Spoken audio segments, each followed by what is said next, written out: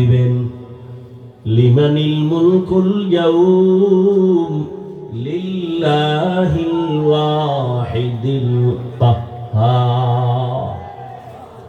আমার আল্লাহ তাআলা যখন রাগান্বিত কুদরতি আওয়াজ দিবেন, হাসরের ময়দানটা থরথর করে কেঁপে উঠবে।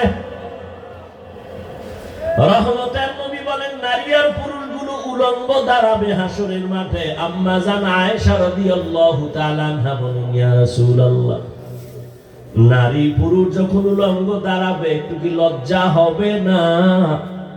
রহমতের নবী বলেন, লজ্জা হবে পরের কথা, এমন ভয়ঙ্কর হবে হাসরের মাঠ, একজন আর একজনের দিকে তাকানোরই কোনো হুঁশ থাকবে না। নবীরা পর্যন্ত হাসরের ময়দানে রহমতের নবী বলেন কান্না করবেন। এত পরিমাণ কান্না, উম্মতের কথা ভুলে যাবেন। এই ভয়টা যার অন্তরে ঢুকবে, গুনাহ ছাড়বে, আল্লাহ ওয়াদা দিলেন তাকে জান্নাত দিয়ে দিব। বাদশাহ হারুন রশিদের নাম আপনারা শুনছেন, বড় বাদশাহ, রাষ্ট্র চালায় আবার বুজুর্গ। তিনি একদিন ওলামায়ে কেরামদের তার প্রাসাদে, রাজপ্রাসাদে ডাকলেন, মেহমানদারি করালেন। কে?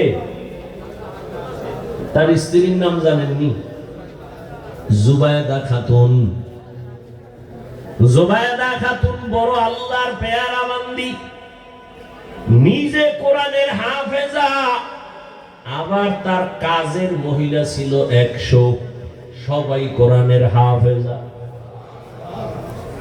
জুবায়দা খাতুন সিদ্ধান্ত নিল, আমার বাড়ির মধ্যে 24টা ঘন্টার সেকেন্ডে সেকেন্ডে যেন প্রতি মুহূর্তে কোরআনের তেলাওয়াতের আওয়াজ শুরু হয়ে যায়।